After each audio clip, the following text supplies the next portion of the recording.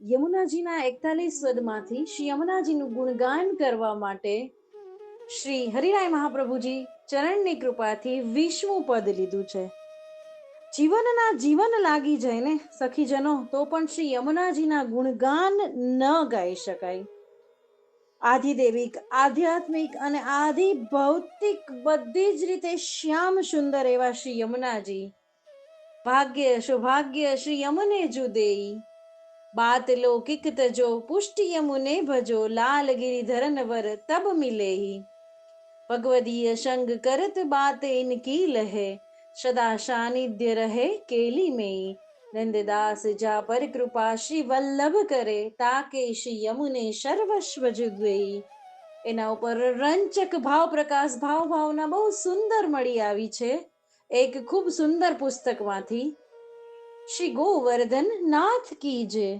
પેલા આપણે આ પદના શબ્દોનો ભાવાર્થ જોઈ લઈએ કે શ્રી યમુનાજી છે ને સખીજનો એ અનન્ય ભક્તોને ભાગ્ય અને સૌભાગ્યનું દાન કરે છે એવું નંદદાસજી કહે છે. ભાગ્ય એટલે શું? સૌભાગ્ય એટલે શું? ભાગ્ય એટલે શ્રી ઠાકોરજી પ્રાપ્ત થાય અને સૌભાગ્ય એટલે શ્રી ઠાકોરજી વશ થાય. પુષ્ટિ સ્વરૂપ શ્રી યમુનાજીને ભજવાથી લૌકિક સ્વભાવનો વિજય થાય છે તો યમુનાષ્ટકમાં કીધું જ છે. અને તેથી ગિરધર વર શ્રી ઠાકોરજીની પ્રાપ્તિ તરત જ થાય છે. આ ભાગ્યનું દાન શ્રી યમુનાજી કરે છે સખીજનો. વાલા વાલા ખૂબ કૃપાળુ, ખૂબ દયામયી, ખૂબ કરુણા નિધાન શ્રી યમુનાજી. શ્રી યમુનાજીના કૃપાપાત્ર ભગવદીઓનો સંગ કરી, અહીંયા ભગવદીઓનો મહિમા પણ બતાવ્યો છે. શ્રી યમુનાજીના કૃપાપાત્ર ભગવદીઓનો સંગ કરી શ્રી યમુનાજીના સ્વરૂપ અને લીલાનું પણ અવગાહન કરે તો શ્રી ઠાકોરજી લીલા સહિત પ્રાપ્ત થાય છે. ત્યાર પછી ભક્ત પર શ્રી વલ્લભાધીશની કૃપા થાય તો શ્રી ઠાકોરજી લીલા સહિત તેના હૃદયમાં બિરાજે છે. એક એક સ્ટેપ અને એક એક શબ્દ સમજવા જેવા છે.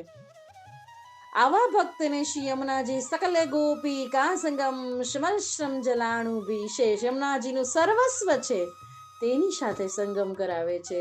શમશ્રમ જલાણુ ભી એટલે રોજ શ્રી ઠાકોરજી શ્રી યમુનાજીમાં નિત્ય નિરંતર પોતાનું શ્રમ બિંદુ પધરાવે છે. આવા સૌભાગ્યનું દાન શ્રી યમુનાજી કરે છે. હવે આ ભાવ પ્રકાશ પર થોડી વધારે ભાવના જોઈએ. પ્રભુની કૃપાથી તો ભાગ્ય એટલે શ્રી ઠાકોરજીની કૃપા, સૌભાગ્ય એટલે શ્રી સ્વામીજીની કૃપા. કૃપા થાય તે ભાગ્ય અને કૃપાને જીરવી શકાય, ફરીથી કહું છું, કૃપા જેને જીરવી શકાય તે સૌભાગ્ય. ભાગ્ય એટલે ભક્તને શ્રી ઠાકોરજી રસદાન કરે તે, અને સૌભાગ્ય એટલે ત્યાર પછી ભક્ત શ્રી ઠાકોરજીને રસપાન કરાવે તે.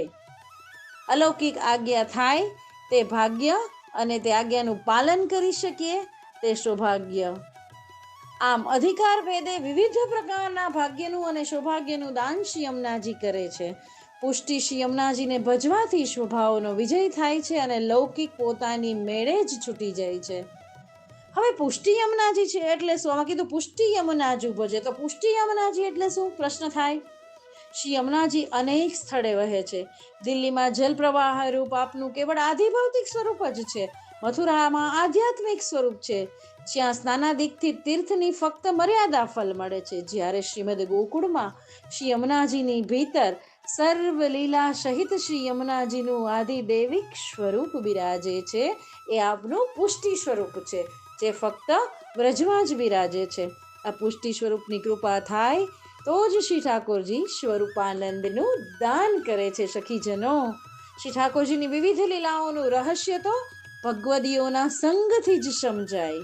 પોષણ મળે. આપણે જ્યારે સત્સંગ કરીએ ને કોઈ ભગવદીય જન સાથે, કોઈ વૈષ્ણવ મળીને, તો પોષણ મળે. શ્રી યમુનાજીની કૃપાથી ભગવદીઓનો સંગ પણ મળી રહે તો શ્રી ઠાકોરજી લીલા સહિત પ્રાપ્ત થાય છે. સર્વલીલા પરિકરથી સેવ્યમાન કલાનિધિ શ્રી ઠાકોરજી શ્રી મહાપ્રભુજીના હૃદયમાં બિરાજે છે. સીધી વસ્તુ કીધી. આથી આપ જેના પર કૃપા કરે તેના હૃદયમાં પણ શ્રી ઠાકોરજીને લીલા સહિત બિરાજાવે છે. આવા ભક્તને શ્રી યમુનાજી સર્વસ્વનું દાન કરે છે.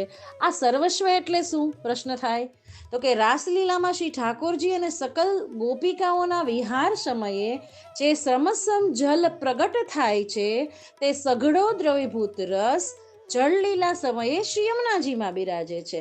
આ શ્રી યમુનાજીનું સર્વસ્વ છે. કૃપાપાત્ર ભક્ત જ્યારે શ્રી યમુનાજીના જલનું પાન કરે છે ને સખીજનો, ત્યારે તેને આ સમશ્રમ જલ સાથે સંગમ થાય છે. વળી તેને પોતાના આધિદૈવિક સ્વરૂપના સમશ્રમ જલની પ્રાપ્તિ થાય છે, જે ભક્તનું પોતાનું સર્વસ્વ છે. આમ શ્રી યમુનાજી ભક્તને સર્વસ્વનું દાન કરે છે, કે જે શ્રી યમુનાજીની વિશેષતા છે. એટલે તો કહે છે ને કે નેહ કારણ શ્રી યમને પ્રથમ જુવાઈ. નેહ પ્રેમ એટલો છે શ્રી યમુનાજીમાં કે શ્રી ઠાકોરજીના પ્રેમ કારણ એ પ્રથમ આવે છે. શ્રી યમુનાજીની કૃપાથી આ મહાફળના દાન પછી ભક્ત અહર્નિશ સંયોગ રસના અનુભવમાં નિમગ્ન રહે છે. સખીજનો, તેને વિરહ દુઃખનો અનુભવ કરવો પડતો નથી. એટલે જ કહે છે ન જાતું યમ યાતના ભવતી તે પયઃ પાનત. એવા કૃપાપાત્ર શ્રી યમુનાજીનું 20મું પદ, અને ખૂબ સુંદર પદ અને ખૂબ ગૂઢ ભાવ ધરાવતું પદ. એક એક લીટી, એક એક શબ્દની અંદર જો ડૂબકી મારીએ ને તો ખબર પડે કે કેટલો ગૂઢ રસ આ પદમાં, આ પદના શબ્દોમાં, આનંદદાસજીના રચેલા શબ્દોમાં, શ્રી મહાપ્રભુજીના, શ્રી ભગવદીયના સંગમાં અને શ્રી યમુનાજીમાં. ભાગ્ય સૌભાગ્ય શ્રી યમુને જુદેઈ.